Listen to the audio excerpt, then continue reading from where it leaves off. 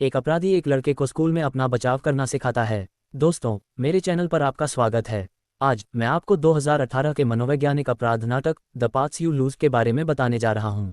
Wesley north Dakota country road पर एक school bus का इंतजार कर रहा है।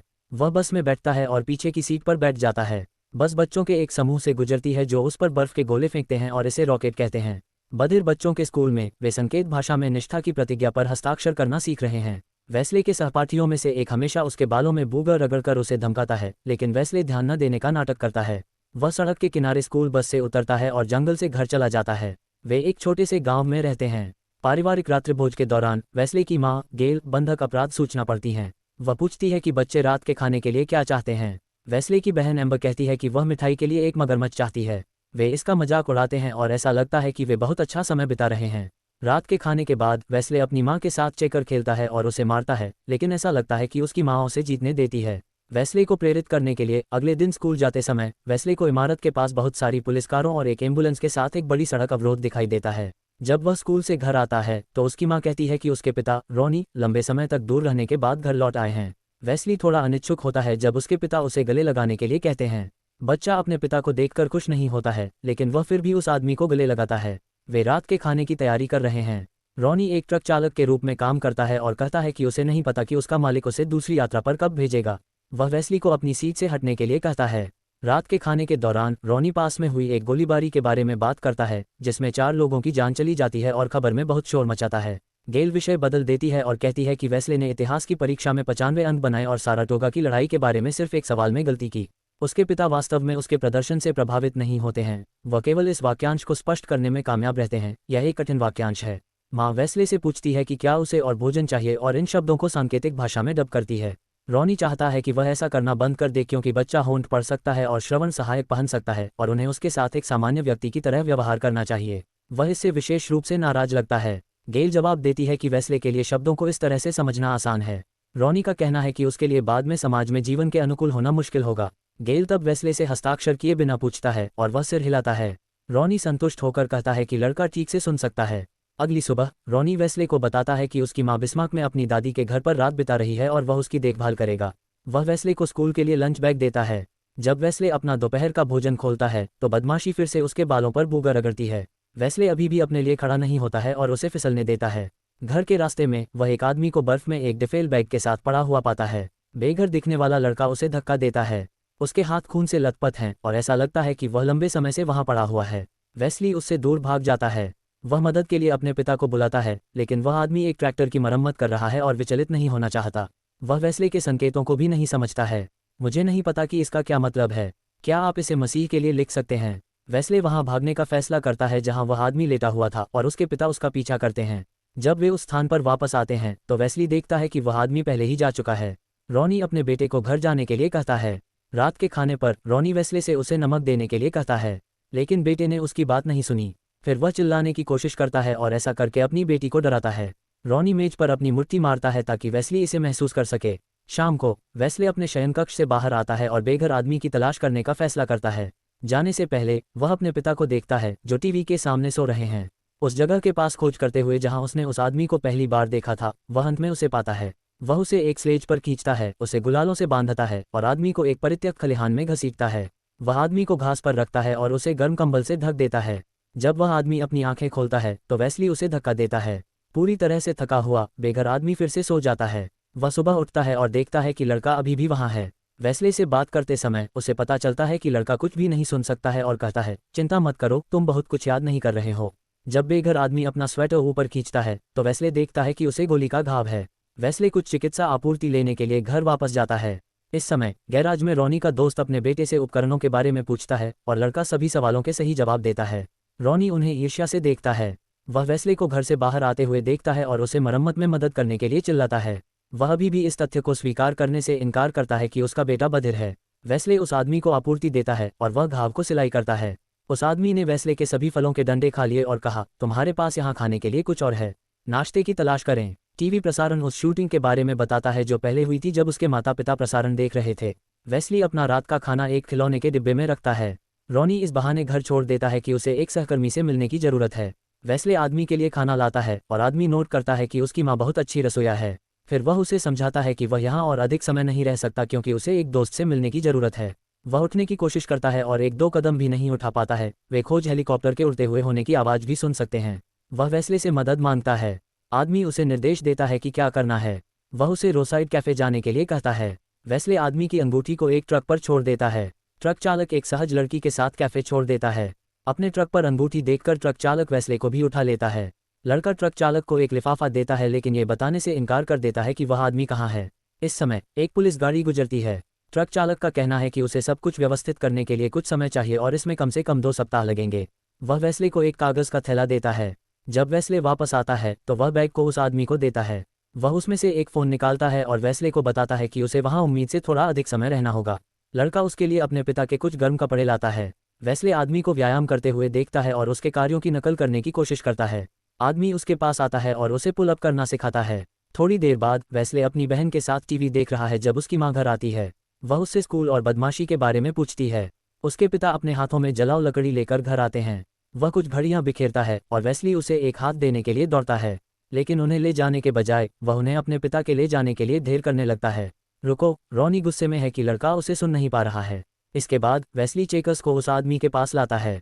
वे कुछ खेल खेलते हैं और वेस्ली उन सभी को हार जाता है। गुस्से में आकर वह बोर्ड को एक तरफ फेंक देता है। सिर्फ इसलिए कि तुम बहरे हो, तुम्हें लगता है कि मैं तुम्हें जीतने दूंगा। आप वैसे भी जीत जाते हैं। आदमी वेस्ले को अपने चेकर्स लेने का आदेश देता है। वेस्ले छोड़ना चाहता है लेकिन वह आदमी उसे वापस आने के लिए कहता है। वह उसे कुछ चालें सिखाना शुरू कर देता है और उसे ऐसा करने से पहले सावधानी से सोचने की सलाह देता है। वह वेस्ले से पूछता है कि उसकी उम्र कितनी है। उनका कहना है कि उनकी लगभग उसी उम्र की एक बेटी है। वह अपने बालों में बूगा के बारे में भी पूछता है। वेस्ले उसे स्कूल में बदमाशी के बारे में बताता है। आदमी उसे एक थर्मोस और एक पिग्गी बैंक लाने के लिए कहता है। वह सुअर के किनारे को तोड़ता है और थर्मोस को सिक्कों से भरता है, थर्मोस को एक थैले में रखता है और धातु के कुंड को मारता है। फिर वह वेस्ले को बैकपैक सौंपता है और उससे भी ऐसा करने की मांग करता है, लेकिन वेस्ली जोर से हिट नहीं कर सकता। वेस्ले को क्रोधित करने के लिए वह आदमी उसे डांटना शुरू कर देता है। आपको क्या हो गया है? ऐसी फूहड़ कल्पना की तरह काम करना बंद करें। उस चीज़ को ऐसे घुमाएं जैसे आपका मतलब है और उसे उस सारे गुस्से को मुक्त करने में मदद करता है जिसे किसी को झटका देने की आवश्यकता होती है। वेस्ले अपना आपा खो देता है और जोरदार प्रहार करता है। स्कूल में वेस्ली को गुस्सा आता है। वह दोपहर के भोजन की प्रतीक्षा में कक्षा में बैठता है। अंत में बदमाशी दोपहर के भोजन पर उसके पास आती है। वेस्ले अप्रत्याशित रूप से बदमाशी के लिए खड़ा हो जाता है और उसकी आंखों में आक्रामक रूप से देखता है। वह उस आदमी के शब्दों को याद करता है, बस याद रखें कि मैंने क्या कहा था। शांत रहें, अपनी जमीन पर खड़े रहें, उसकी आंखों में सीधे देखें और उसका सिर तोड़ दें। बदमाशी दबाव को बर्दाश्त नहीं कर सकती और डर से पीछे हट जाती है। घर लौटते समय वह अपनी मां को मिस्टर चैम्बर से बात करते हुए देखता है। वह बैठ जाता है और मिस्टर चैम्बर 3 हफ्ते पहले हुई डकैती के बारे में बताता है। उनका कहना है कि 5 में से 4 लुटेरों को पकड़ लिया गया था, लेकिन उनमें से एक भागने में सफल रहा। वह भगोड़े की एक तस्वीर दिखाता है और वेस्ली उस आदमी को गोदाम से पहचान लेता है। वे जानते हैं कि वह घायल है और शायद हिलने डुलने में सक्षम नहीं है। वेस्ले खिड़की से बाहर देखता है और 2 एजेंटों को बाहर से गोदाम को देखते हुए देखता है। मिस्टर चैम्बर पूछते हैं कि क्या उन्होंने उस आदमी को देखा है। वेस्ले जवाब में चुप हो जाता है और एजेंट अपनी मां को उन्हें अकेला छोड़ने के लिए कहता है। वह उसे अपने पड़ोसी एक बुजुर्ग महिला के बारे में एक कहानी बताता है जिसने एक शिशु पहाड़ी शेर को गोद लिया था। जब पहाड़ी शेर बड़ा हुआ तो उसने महिला और उसके बच्चों और यहाँ तक कि घर की सभी बिल्लियों को भी मार डाला। एक अन्य एजेंट दरवाजा खटखटाता है और मिस्टर चैम्बर चले जाते हैं। बाद में चेकर खेलते समय वह देखता है कि उस आदमी के बाएं हाथ में एक उंगली गायब है। आदमी उसे बताता है कि एक बाघ ने उंगली काट दी। उसने ऐसा होने के बाद पीछा करना और शिकार करना सीखा और बाद में उसने बाघ को मार डाला और उसके दिल को अपनी मुट्ठी में इतनी जोर से पकड़ लिया कि वह एक रूबी में बदल गया जिसे उसने अंगूठी में डाल दिया। सभी बाघ अब उससे डरते हैं। वेस्ले घास में सो जाता है लेकिन वह आदमी उसे जगाता है और उसे घर जाने के लिए कहता है ताकि उसके माता पिता उसे खोजने के लिए जल्दबाजी न करें। अगली सुबह स्कूल जाते समय वेस्ले अपने नए दोस्त की तरह दिखने के लिए अपनी उंगली को काला रंग देता है। वह उस व्यक्ति को सांकेतिक भाषा में निष्ठा की प्रतिज्ञा सिखाता है। वे पिता और पुत्र की तरह मजे करते हैं और खेलते हैं। जब वेस्ले गेंद लेने आता है तो वह नहीं देखता कि शेरिफ बान की खिड़की से देख रहा है। आदमी उसे पकड़ता है, उसका मुंह ढक लेता है और बंदूक निकालता है, लेकिन शेरिफ चला जाता है। बाद में शाम को वेस्ले खलिहान में जा रहा है लेकिन उसके पिता ने उसे नोटिस किया। वह भी काफी स्नीकी है। शराबी पिता चिल्लाता है कि घर में कुछ भी ठीक से काम नहीं कर रहा है, न तो ट्रैक्टर और न ही टीवी, और वह उन्हें ठीक नहीं कर सकता। उनका कहना है कि उनके पिता प्रहारों से सब कुछ ठीक करते थे। वह टीवी को मारना शुरू कर देता है और फिर उसे लात मारता है और अपने बेटे पर चिल्लाता है, ये पूछते हुए कि वह कहाँ जा रहा है। अगली सुबह वेस्ली गोदाम में टॉयलेट पेपर लाता है और जल्दी से जाने की कोशिश करता है। आदमी उसे रोकता है और उसके चेहरे पर चोट के निशान देखता है। वह पूछता है, आप? वेस्ली जवाब नहीं देता और चुपचाप चला जाता है। आदमी को पता चलता है कि वह वेस्ले का पिता था। माँ घाव की जांच करती है। रॉनी इस बारे में झूठ बोलता है कि जब वह टीवी पर मुक्का मार रहा था तब वेस्ली उसके पास आया था, इसलिए उसने गलती से उसे कोहनी मार दी। दिन पर रॉनी कहता है कि वह अपने बेटे को मछली पकड़ने ले जाएगा, लेकिन वेस्ली उसे बिना सांकेतिक भाषा के समझ नहीं पाता। फिर उसकी माँ उसके पिता की कही बात का अनुवाद करती है। वह मछली पकड़ने जाने के लिए सहमत हो जाता है, हालांकि उसकी आंखों में चिंता दिखाई देती है। उस शाम बाद में रॉनी बार में ड्रिंक कर रहा था। जब वह पेशाब करने के लिए बाहर जाता है तो एक आदमी उसके पास आता है, क्या मैंने तुम्हारी मदद की? शेरिफ से कॉल आने के बाद वेस्ली और उसकी माँ अस्पताल पहुंचते हैं और रॉनी को अस्पताल के बिस्तर पर बुरी तरह से पीटा हुआ देखते हैं। उस शाम दिन पर वेस्ली आखिरकार अपनी पसंदीदा सीट पर बैठता है जिस पर रॉनी ने उसे बाहर निकाल दिया था। दिन के बाद वह खलिहान में आता है। वह आदमी उसे बताता है कि जब वह लगभग वेस्ली की उम्र का था तो उसके पिता ने घोड़े खरीदे थे। उसे उनकी देखभाल करनी थी, लेकिन वह उसे उनका नाम रखने की अनुमति नहीं देता था। एक दिन खलिहान जल गया और बीमा ने इसका सारा भुगतान कर दिया। उसके पिता ने सोचा कि अगर वे उनके नाम नहीं जानते तो उन्हें जाने देना आसान होगा। सोते हुए आदमी ने बड़बड़ाते हुए कहा कि वह वेस्ली को अपने साथ ले जाएगा और वे अपनी बेटी के साथ घोड़ों की देखभाल करते हुए साथ रह सकते हैं। सुबह स्कूल में बच्चे सांकेतिक भाषा में एक नया मुहावरा सीखते हैं, मैं एक यात्रा पर जा रहा हूँ। मैं एक यात्रा पर जा रहा हूँ। वेस्ली अपनी आंखें बंद करता है और खुद को खलिहान के आदमी और उसकी बेटी के साथ खेत पर घोड़ों की देखभाल करते हुए कल्पना करता है। जब वह अस्पताल में अपने पिता से मिलने जाता है तो वह दो जांचकर्ताओं को पहचान के लिए उस व्यक्ति की तस्वीर दिखाते हुए पाता है। उस दोपहर बाद में आदमी बताता है कि एक स्नो ग्रेडर अधिक बार आ रहा है। कभी कभी यह सड़क के किनारे तक खींचती है और उनके घर के सामने रुक जाती है। वेस्ले रात में जागता है और पुलिस की कारों की चमकती रोशनी और एक हेलीकॉप्टर की स्पॉटलाइट को देखता है। अगले दिन आदमी कहता है कि ग्रेडर पूरे दिन कभी पास नहीं हुआ। वह पूछता है कि क्या वेस्ले ने उसके बारे में किसी को बताया था और कहता है। वेस्ले बैकपैक लेता है और गोदाम में आता है। आदमी हमेशा की तरह पूछता है कि वह रात के खाने के लिए क्या लाया था। वेस्ली उलझन में है, क्या बात है? आदमी अपना बैकपैक पकड़ लेता है, लेकिन वेस्ली उसे जाने नहीं देता। बैकपैक खुलता है और उसमें से सिक्कों का एक थर्मोस गिरता है। तुम्हारे लिए अभी भी उम्मीद है, वह आदमी वेस्ले को अगली रात तैयार होने के लिए कहता है।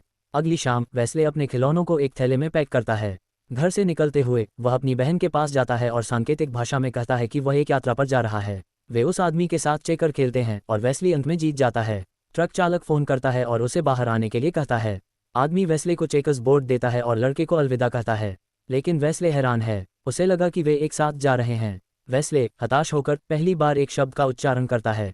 वह आदमी को पकड़ लेता है और उसे जाने नहीं देता। आदमी इसे समझाने की कोशिश करता है, लेकिन वेस्ली उसे नहीं सुनेगा। आदमी को बच्चे को बेरहमी से दूर धकेलने के लिए मजबूर किया जाता है। वह उसे बाहर निकलने के लिए कहता है। वेस्ले गोदाम से बाहर भागता है और एक पुलिसकर्मी उसे पकड़ लेता है। वेस्ली एक पुलिस कार में बैठे हुए चेकर बोर्ड को गिरा देता है। लड़का देखता है कि कैसे श्री चैम्बर्स हमले का आदेश देता है। वेस्ले ने एक अन्य पुलिस कार में ट्रक चालक को देखा। आदमी गोली चलाना शुरू कर देता है और वे उसे मार देते हैं। वेस्ले दुख में चिल्लाने की कोशिश करता है, लेकिन वह आवाज नहीं कर सकता। अगले दिन उसे गोदाम के पास पैसे से भरा एक चेकर्स बोर्ड मिलता है। इसके ऊपर आदमी की अंगूठी है। जब वह घर आता है तो वह अपने पिता को देखता है। वेस्ली अब उससे डरता नहीं है। तुम यहाँ आकर अपने बूढ़े आदमी को एक निचोड़ क्यों नहीं देते? वह दुखी और क्रोधित व्यक्ति के पास जाता है और उसे गले लगाता है। वेस्ली अपने कमरे में जाता है। वह अपने बिस्तर पर बैठता है और अपनी उंगली पर अंगूठी रखता है।